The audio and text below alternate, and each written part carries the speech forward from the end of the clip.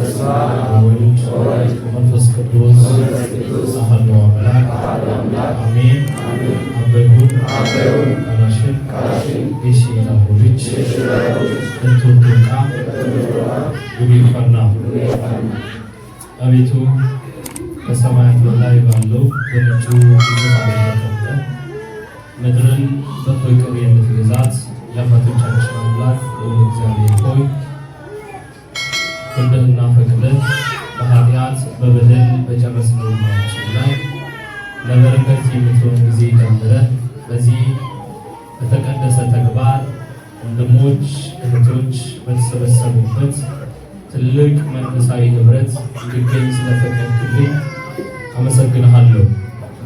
ወንድሞቼ ዲያቆናት፣ ዘማሪያን በዚህ በሰማይ ስርዓት በቤተ ክርስቲያናችን ለተዋህዶ ጌጥ የሆናችሁ ወንድሞችና እህቶች በዚህ በሰው ሀገር ክርስትና ስም እንዲኖረው በግብር እንዲገለጽ ለዚህም ደግሞ በታሪክ የሚነገር ታሪክ የሚዘክረውን እውነት ይዛችሁ በዚህ በተቀደሰው ተግባር ወንድሞች በህብረት ሊቀመጡ መልካም ነው ብለው አበው እንዳስተማሩ በመልካም መንገድ በርትዕት ሃይማኖት የተሰበሰባችሁ ወንድሞችና እህቶች ስለከበረችው የተዋህዶ እምነታችሁ በክርስቶስ ኢየሱስ ፍጹም ሰላም እላችኋለሁ። እንደምን ዋላችሁ? እንደምን አመሻችሁ? እንደምን ለዚህ ሰዓት አደረሳችሁ? አሜን።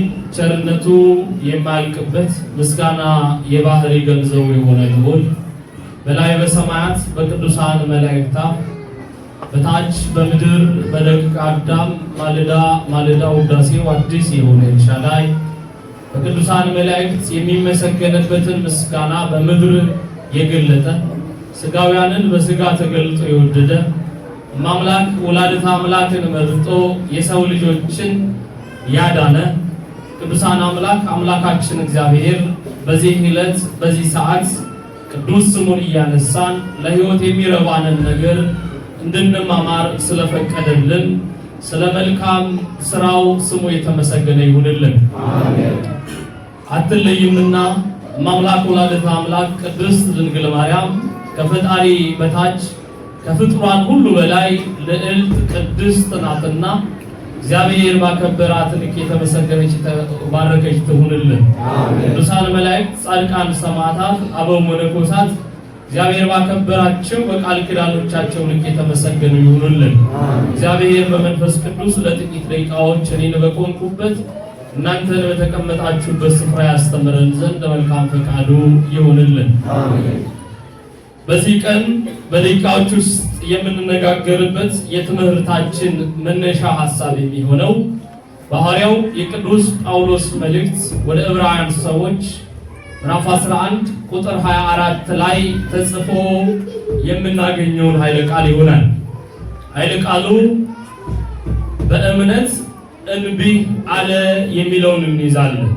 ሁላችንም ከዚህ ቃል ህብረት መፍጠር እንችል ዘንድ የዚህን ቃል መነጋገሪያ ሐሳብም ዓላማውንም ባጭሩ ማወቅ እንድንችል ዘንድ ድምጻችሁን ከፍ ታደርጉና በምትችሉት ልክ ይህንን ቃል ከኔ ጋር ለሁለት ደቂቃዎች ለሁለት ጊዜያት እንደግማለን። በእምነት እንቢ አለ በሉ እስቲ። በእምነት እንቢ አለ። ላሻቴ ቅድቅናል ቃሌ ካድታ ላሻቴሽን ስርስን ሐሳብዋንሎናል ዱጌፋቴሽንና አነ አየ እኒ ዱጌፋቴሽንና አነ አየ እኒ በዚህ ቃል የምንነጋገርበት ሁለት ነጥብ የመጀመሪያው እምነት ምን እንደሆነ የእምነትን ምንነት ሐዋርያው ቅዱስ ጳውሎስ በገለጸው ልክ ባጭሩ እንመለከትና ወደ ሕይወታችን ይህንን ትምህርት እንተረጉማለን። በሌላ መልኩ ከዚህ ቃል ጋር ተያይዞ ስሙ የሚነሳው ሊቀ ነቢያት ሙሴ ቤተክርስቲያን በኢትዮጵያ ኦርቶዶክስ ተዋሕዶ ቤተክርስቲያን ምን ተብሎ ይሰበካል? ምን አይነት አበው ነው? ምን አይነት ስርዓት ሰርቶ አልፏል? የሚለውን አጠር አድርገን እንመለከታለን። እግዚአብሔር ከሁላችን ጋር ይሁን። አሜን። በዚህ በሐዋርያው ቅዱስ ጳውሎስ መልእክት ወደ ዕብራውያን ሰዎች ምዕራፍ 11 ቁጥር 24 ላይ ያለውን ቃል አንድ በአንድ እስቲ በትንሹ ልንገራችሁ። ቃሉ እንዲህ ነው የሚለው ሙሴ በተወለደ ጊዜ ይላል። ዕብራውያን 11 ከቁጥር 24 23 ጀምሮ ያለው ቃል ሙሴ በተወለደ ጊዜ በእምነት 3 ወር በአባቱ ቤት ሸከሙት፣ ሕፃኑም መልካም እንደሆነ አይተውታልና የንጉሥን ትእዛዝ አልፈሩም። ሙሴም ባደገ ጊዜ ቁጥር 24 ላይ ሙሴም ባደገ ጊዜ የፈርዖን የልጅ ልጅ እንዳይባል በእምነት እንዲህ አለ ይላል። ስለ ቅዱስ ቃሉ አምላካችን እግዚአብሔር ስሙ የተመሰገነ ይሁንልን። አሜን። ሙሴ ባደገ ጊዜ የፈርዖን የልጅ ልጅ እንዲባል ሲጠየቅ በእምነት እንዲህ አለ ይላል። እንግዲህ የሙሴ ልደት እንደምታውቁት በኦሪት ዘጸአት ምዕራፍ 2 ከቁጥር 1 ጀምሮ ባለው የመጽሐፍ ቅዱስ ክፍል ላይ ሙሴ በጻፈው መጽሐፉ የሱ ልደት እንዴት እንደሆነ በመጽሐፍ ቅዱስ አጠር ባለ አማርኛ በግልጽ አስቀምጦታል። ሁላችሁም እንደምታውቁት እስራኤላውያን በግብፅ ባርነት የተያዙበት የልጅነት ታሪክ የተረሳው ዮሴፍ እስራኤላውያንን ወክሎ በግብፅ እየኖረ በነበረበት ዮሴፍን የማያውቅ ንጉሥ በግብፅ መካከል ነገሰ ብሎ ኦሪት ዘጸአት ምዕራፍ 1 ከቁጥር 1 ጀምሮ ይነግረናል። እግዚአብሔር ልጆች ታውቃላችሁ፣ ዮሴፍ የእናንተን አይነት ሕይወት ያለው ሰው በሰው ሀገር የተሰደደ በወንድሞቹ የተሸጠ በየዋህነቱ ንግስናን ያገኘ ሀገር እንዲመራ በግብፅ የተሾመ ነገር ግን በዛ ሁሉ እግዚአብሔር አምላኩን ያረሳ ቅን ሰው። እግዚአብሔር የዮሴፍን ልብ ለሁላችንም ይስጠን።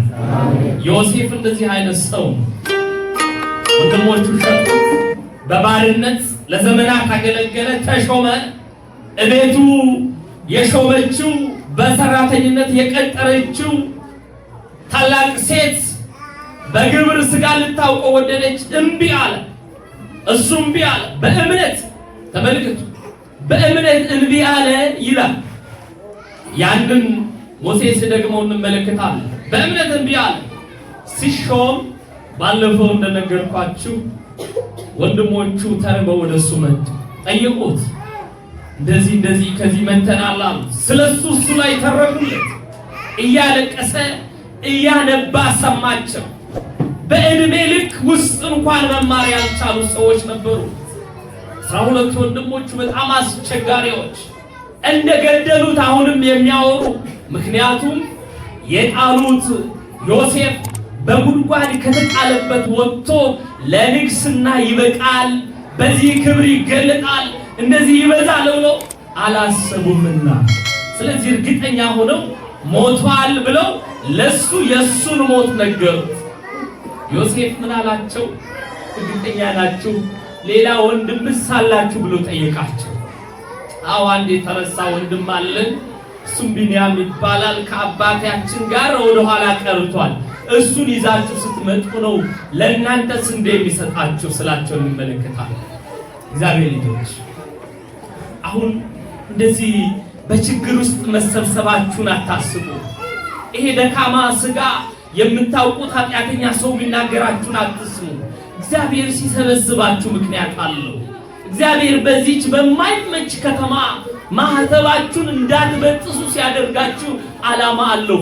መርጧችኋል። እግዚአብሔር እንድትቆሙ ምስክር እንድትሆኑ ይሄንን ክብር ለዓለም እንድትናገሩ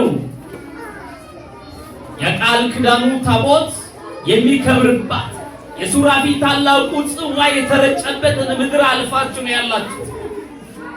ያ እግዚአብሔር ክብር ብቻ ሲነካው ሰው የሚቆምለትን ትልቅ ዓላማ ነው ያዛችሁት። እንቢ አለ፣ ከበረ፣ ዮሴፍ ነገሰ። ያ ጊዜ አለ። ያ ጊዜ ምን ሆነ? ያ ጊዜ ምን ሆነ? አለፈ።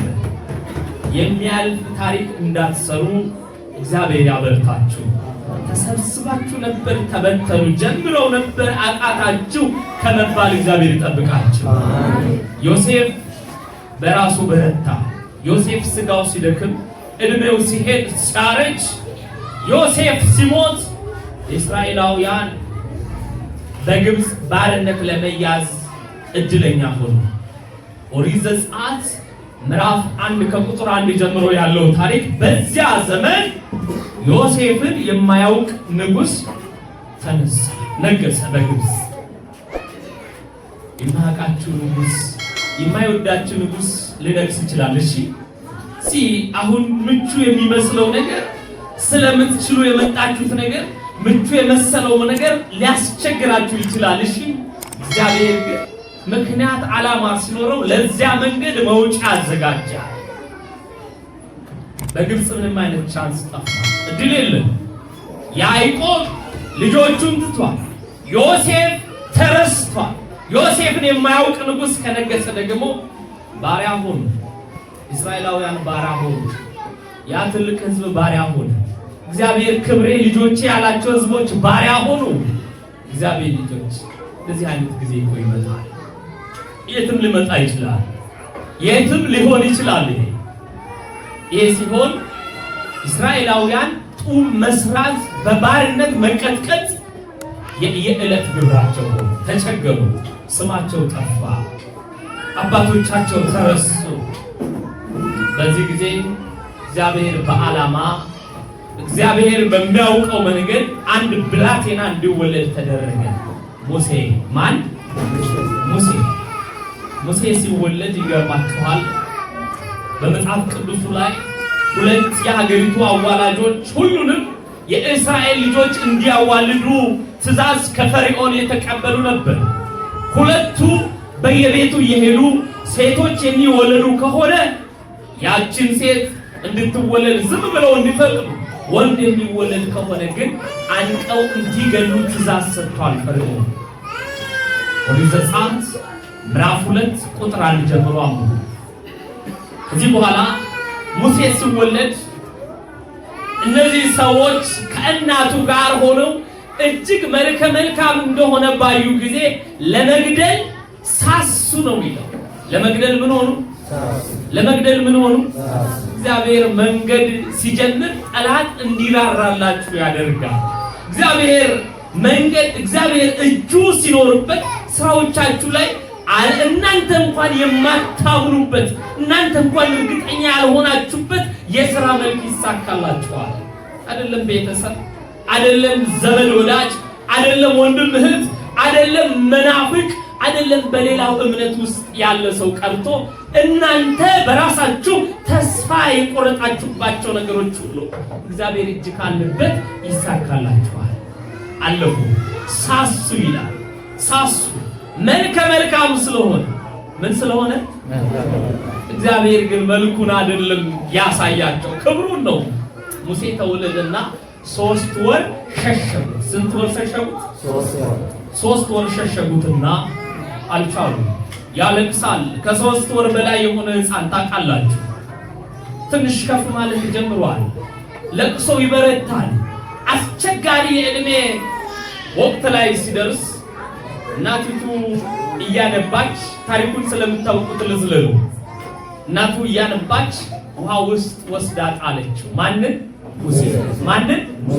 ሙሴ።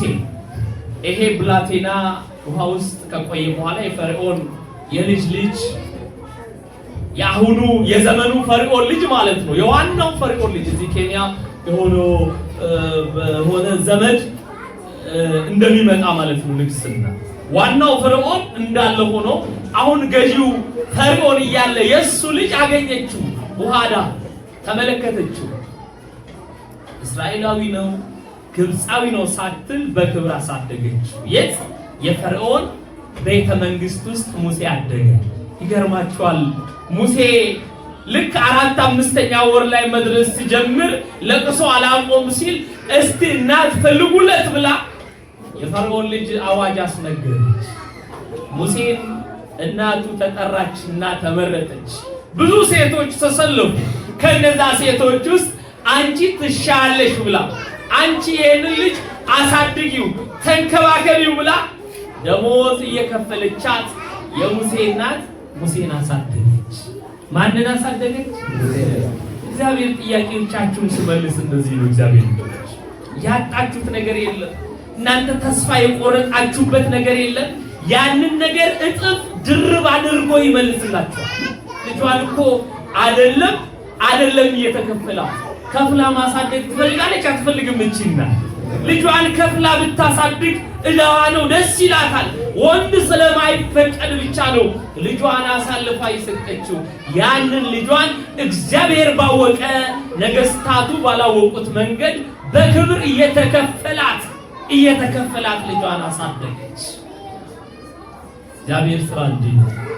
ተስፋ የቆረጣችሁባቸው የህይወት ጉዳዮቻችሁን እስቲ መለስ ብላችሁ ይሁ በቃ አይሳካልኝ፣ ሞከርኩኝ፣ የሚረዱኝ የሚያግዙኝ የኔ ያልኳቸው ሰዎች ሁሉ ሸሽተውኛል፣ አይመችም ይሄ ነገር፣ በቃ አልችልም ያላችሁበትን ነገር እግዚአብሔር በሚያውቀው መንገድ እንዴት እንደሚመጣላችሁ አስቡ።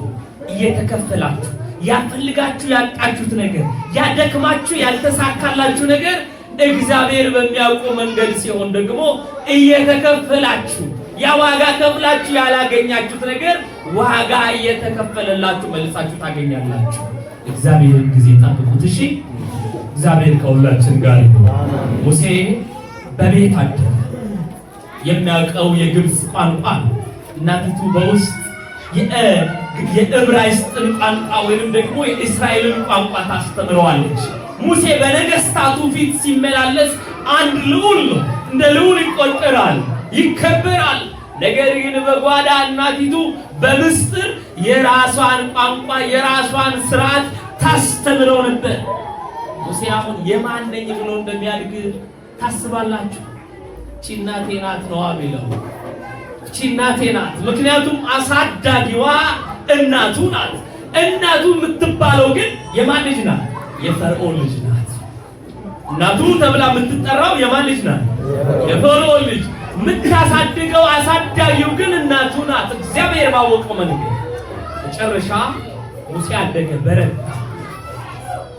እስራኤላውያን በባርነት ስራ ወደሚሰሩበት መንደር ሲሄድ ሁሉም በአንድ ህብረት ተስማምተው ያለ አንድ ማንጠባጠብ የግብፃውያንን ስራ ይሰራል፣ በባርነት ይከውናል። እግዚአብሔር ልጆች፣ ያ እግዚአብሔር ያከበረው ህዝብ የተዋረደ ሆነ።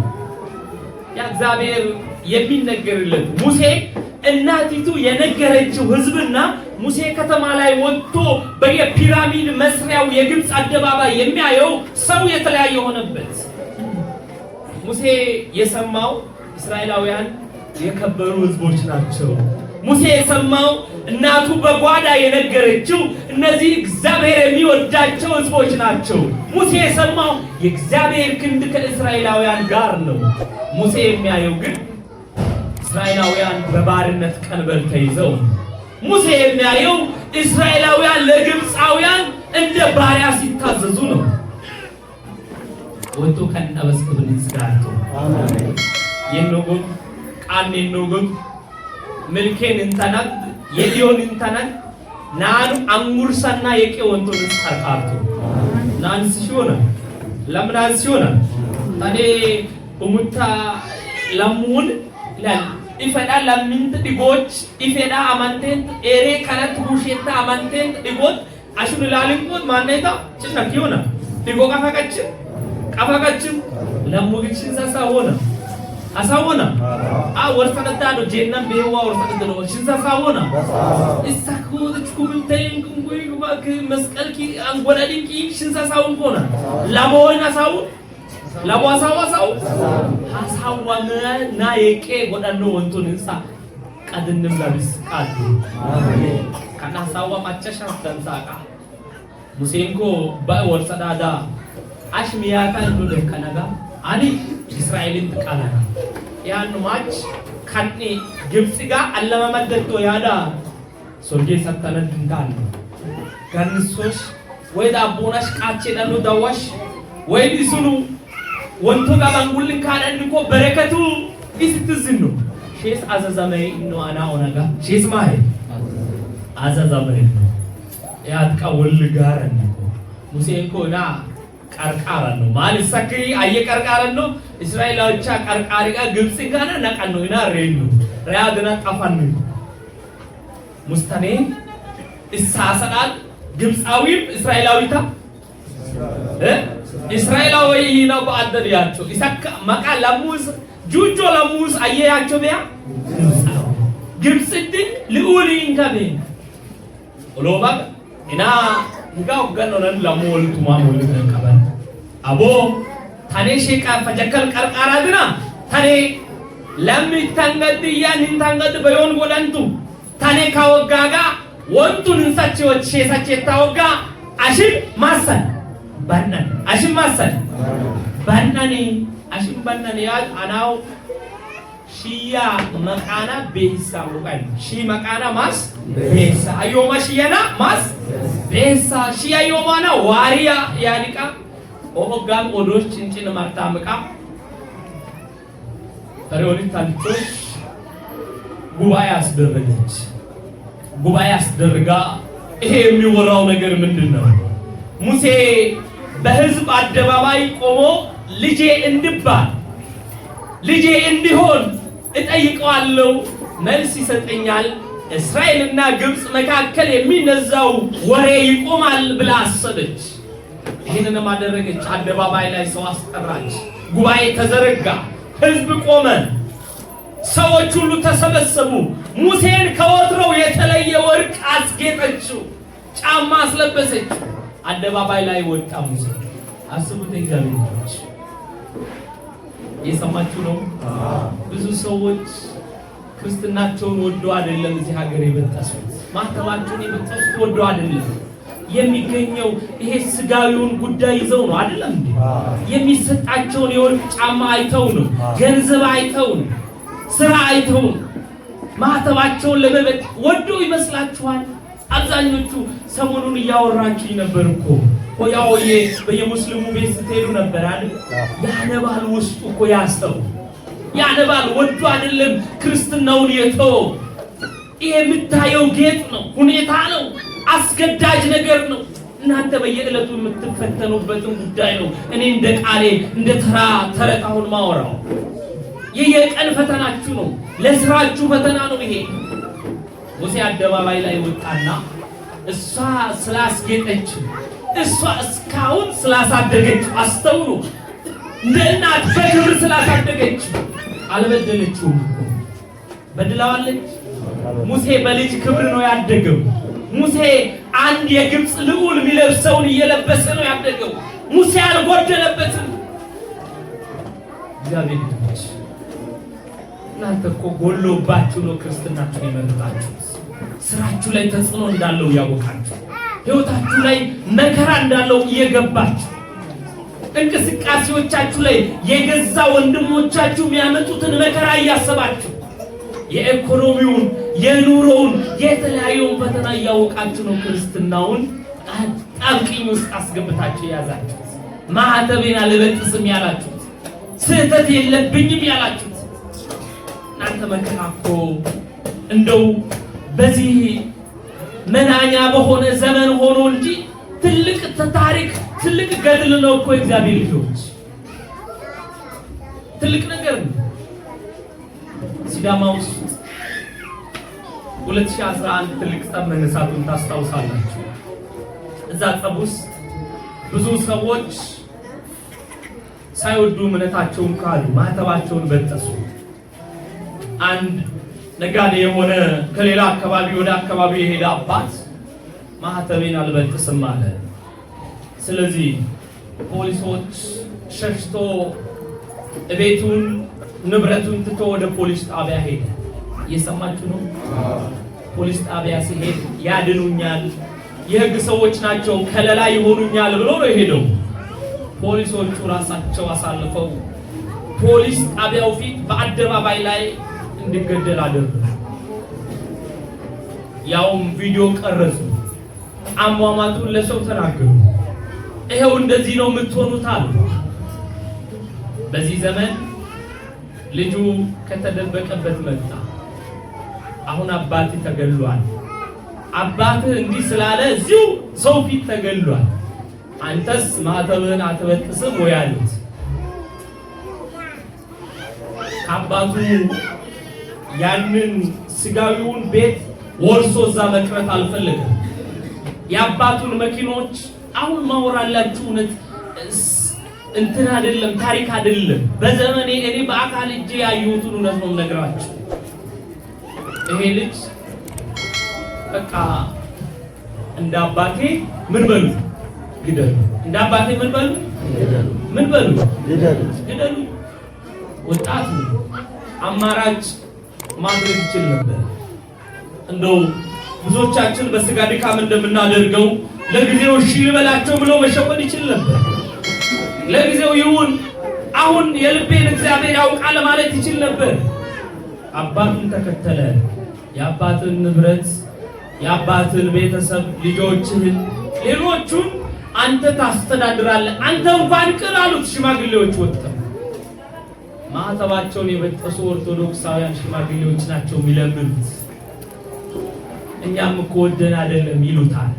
የሚነግሩት ዲስኩር አድካሚ ነው። ግን ልቡ በአባቱ መንገድ የጸና ልጅ ነበርና ግደሉኝ አለ፣ ተገደለ። ቤተክርስቲያን ዛሬ ትዘክራቸዋለች፣ ታስባቸዋለች። 3-4 ዓመታት እያለፉ ነው። በእነዚህ ዘመናት ሁሉ በቅዳሴ በሰዓታት በክዳን ስማቸው ይነሳል። አሁን ያጠራቀሙት ንብረትና ሀብት መና ነው፣ ያልፋል። ግን ስማቸው አለ። ይሄው ኬንያ ድረስ ስማቸው ያነሳል። እግዚአብሔር ልጆች በማይመች አጋጣሚ ውስጥ ክርስትናን ይዞ መገኘት ነው ልጅነት። ይሄ በሚመቸው አይደለም። እኛ እዛ እንደምናደርገው ይሄ በታይተው በብዙ ሺዎች በሚቆጠሩ ክርስቲያኖች መካከል ነጠላ ለብሶ ቀሚስ አገልድሞ ማገልገል መገልገል አይደለም።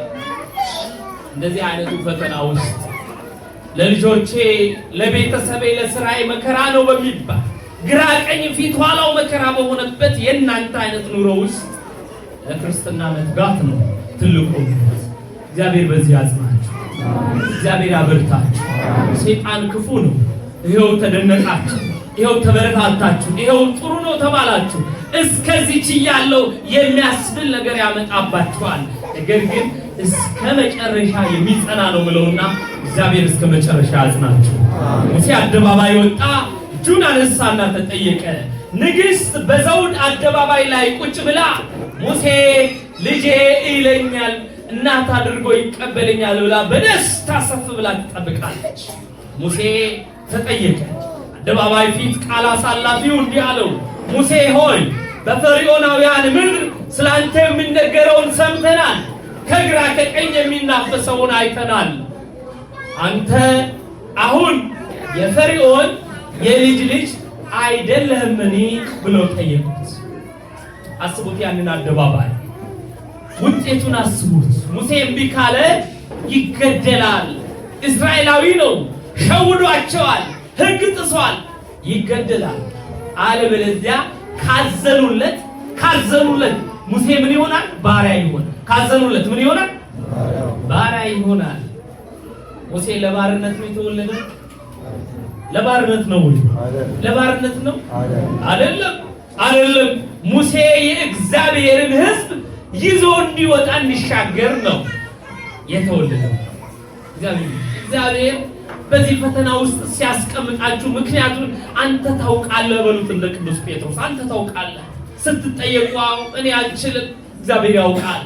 እችላለሁ፣ ማተቤን አልበጥስም። ልክ ትዝ ይላችኋል አይደል? ጴጥሮስ ትክደኛለህ ስለው ኧረ እንደው ያ ሰይጣን ብሎ እስኪሳደብ ድረስ ኖ አልክድህም ብሎ 2 ጊዜ 3 ጊዜ የመለሰለት። ከትንሣኤ በኋላ ክርስቶስ ጠይቀው ምን ነበር ያለው? አንተ ታውቃለህ። ጴጥሮስ ትወደኛለህ ስለው ምን አለው? ጌታ ሆይ እንደምወድህ አንተ ታውቃለህ። እንደመጀመሪያው ኧረ እወድሃለሁ እንዴት አላለም። መውደዱን አልገለጸም። ጴጥሮስ እንዳለው ሁላችንም በመከራዎቻችን ውስጥ እግዚአብሔር አንተ ታውቃለህ እንድንለው እግዚአብሔር ይርዳል። ስራ ልሳካስ አልመች ስላችሁ አይሆን የሚል ነገር የሚገጥማቸው ምን በሉት? እግዚአብሔር አንተ ታውቃለህ በሉት።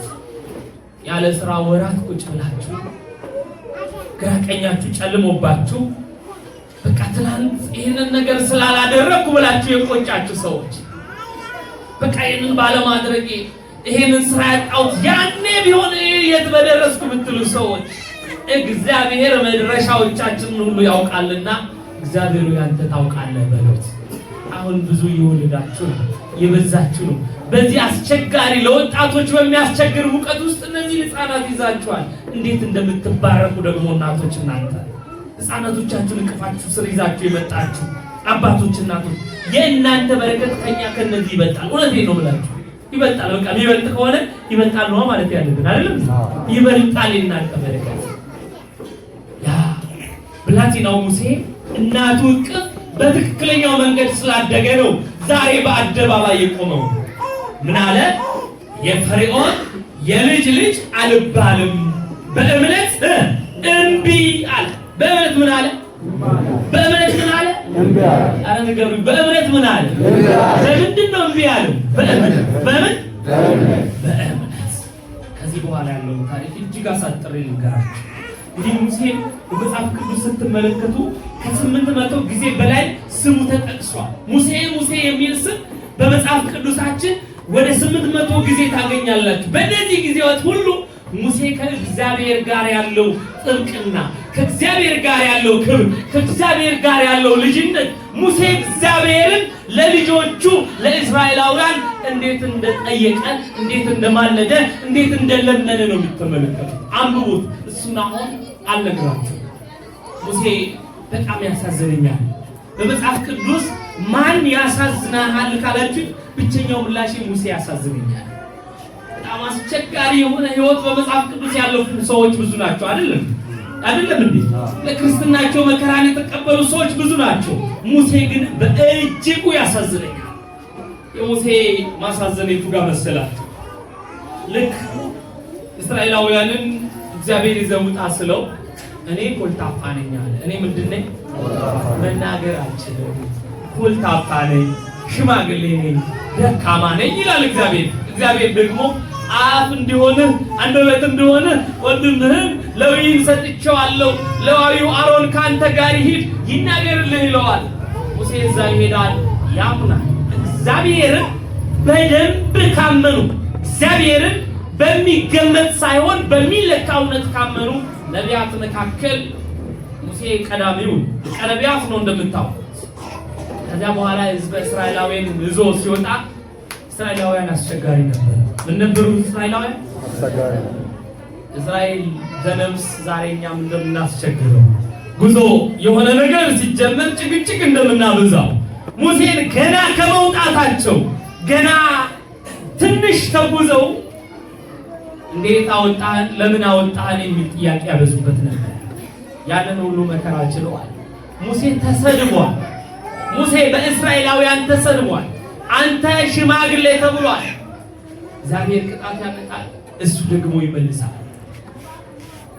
አንድ ጊዜ ሁላችሁም የምታውቁት ታሪክ ነው። እግዚአብሔር ከሰማይ ይሄ እርግ የተባለውን መና የሚመስል እንደ ዝናብ የሚወርድ ቅማል እስራኤላውያን ላይ ያወርዳል።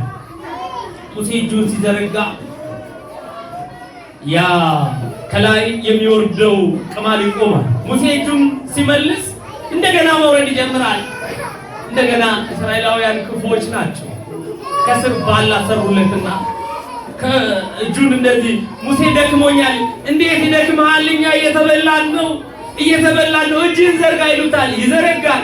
አሁንም ይደክመዋል፣ ይተዋል። እንደገና ቅማሉ ይወርዳል። ባላ ሰሩለት፣ ባላ ከስር ሰሩለት። የሰማችሁ ነው። እምነት ከእግዚአብሔር ጋር የሚገዳደሩ የሚመስሉ እግዚአብሔርን አይጠሉም እስራኤላውያን። በነገራችን አይጠሉም፣ ነገር ግን ለእግዚአብሔር ምቹ ያልሆነ ይሄ ጥበብ የተሰጣቸውን በክፋት የሚጠቀሙ አይነት ሰዎች ነው። ባላ ሲያስቀምጡ እግዚአብሔር ማውረዱን አላቆመም።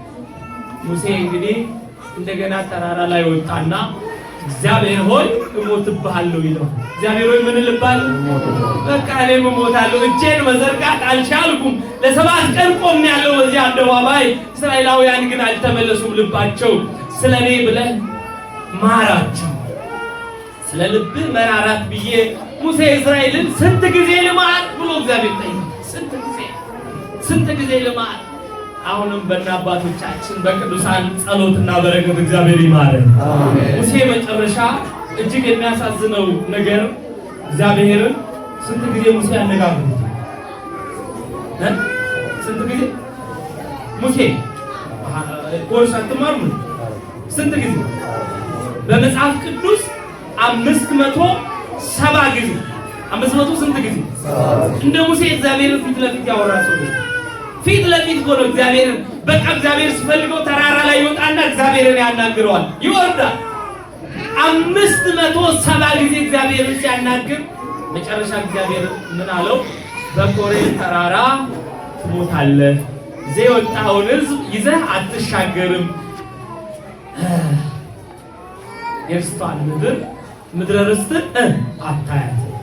ምድረ ርስትን ምን አትላትም? ለ40 ዘመን የመራውን ጫፍ ላይ ሲደርስ ታየዋለህ፣ ግን ምን አትለውም? አትወርሰውም ተባለ። ከዚህ በላይ የሚያሳዝን ነገር አለ? እግዚአብሔር ልጆች ያንን ሁሉ መከራ የተቀበለላቸው እስራኤላውያን ተሻግረው ይገባሉ፣ እሱ ግን ይሞታል። መሞቱን እግዚአብሔር ነገረው። እንደው ገድለ ሙሴን የሙሴ ታሪክ ስታነቡ ምንድን ነው የሚለው? ዓርብ ዕለት ትሞታለህ አለው እግዚአብሔር። መቼ ትሞታለህ? ዓርብ ዕለት ትሞታለህ። ሙሴ በየዓርቡ ራሱን እየገነዘ ይጠብቃል። ራሱን እየገነዘ ዓርብ በነጋ ቁጥር የሳምንት ጭንቁ ለሙሴ ዓርብ ናት። ዓርብ ራሱን ይገንዛል። የትኛው ዓርብ እንደሆነ እግዚአብሔር አልነገረውም።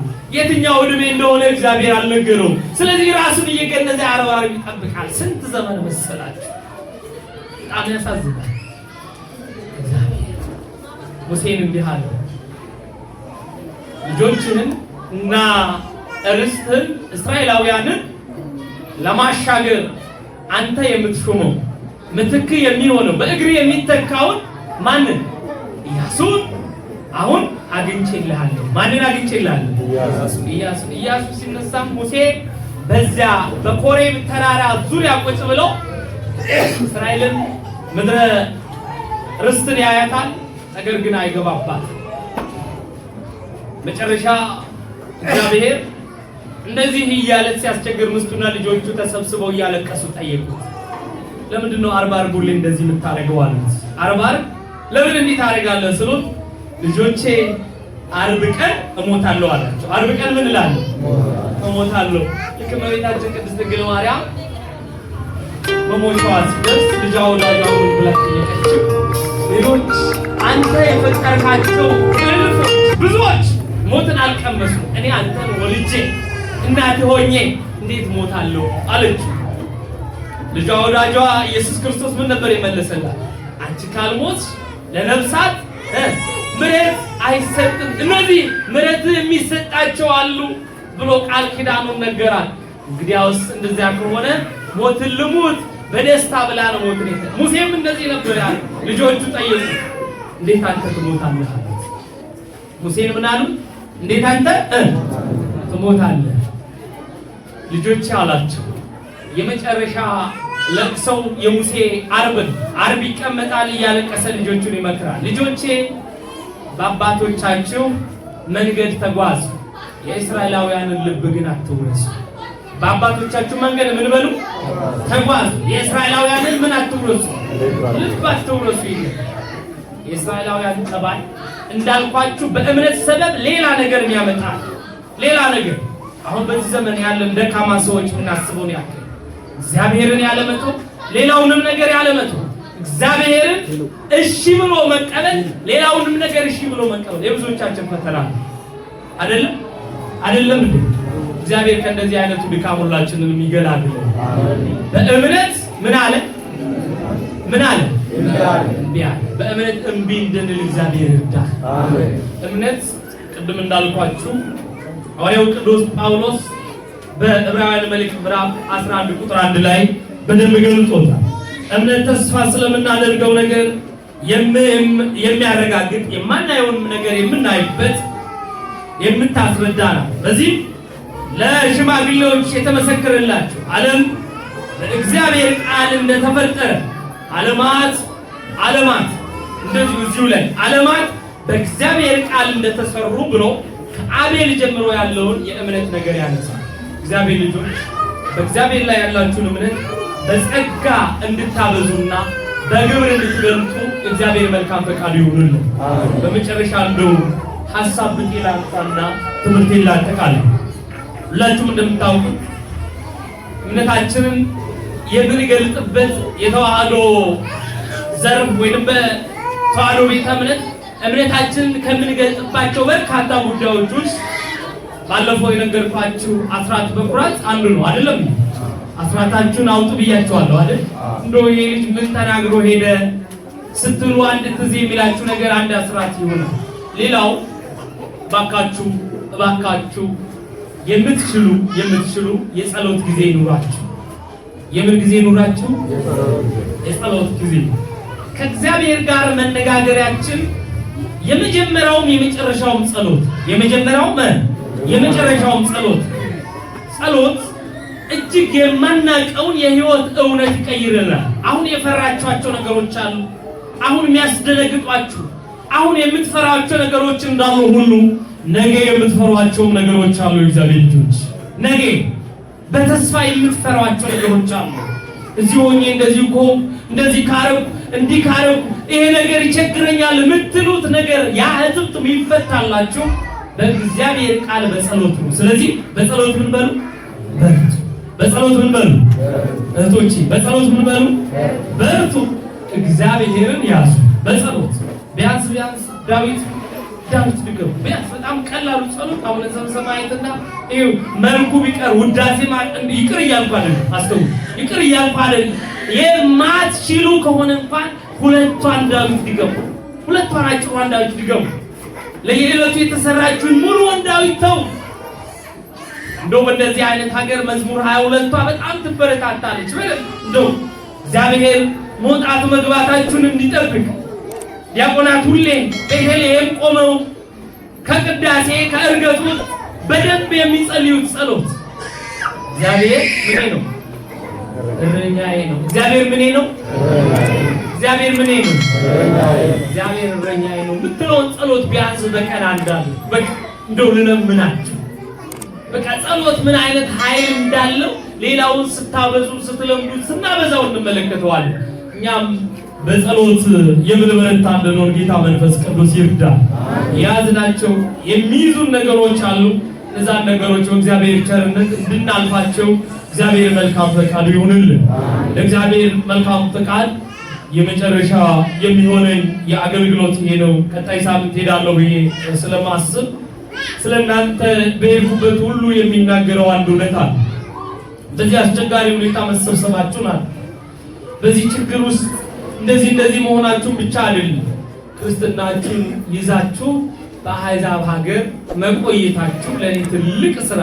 ይሄ ቴክኒካሉ የውስጡን ነገር እንደው ሚጽፍ ጸሐፊ እግዚአብሔር ያበረታው ጥሩ መምህር ይጻፈው ይናገሩ። እኔ ግን የተዋህዶ እምነታችሁን በአስቸጋሪ መከራ ውስጥ ይዛችሁ መቆየታችሁ ለኔ ትልቅ ምስክርነት ነውና እግዚአብሔር ያበረታችሁ፣ እግዚአብሔር ያጽናችሁ። እግዚአብሔር በወጣችሁበት በገባችሁበት መንገድ ውስጥ ሁሉ የእሱ ተራዳኢነት አይለያችሁ። አብዛኞቻችሁ የሥላሴ ልጆች ናችሁ። ሌሎቻችሁ በየአካባቢው ያሉ አድባራት ልጆች ናችሁ። የምታመሰግኗቸው፣ የምትወዷቸው፣ የምታከብሯቸው ታቦታት ጥላ ከለላ ይሁኑላችሁ። በወጣችሁበት በገባችሁበት ክብራችሁን እግዚአብሔር ያብዛላችሁ። ወስብሐት ለእግዚአብሔር። ይቆይ።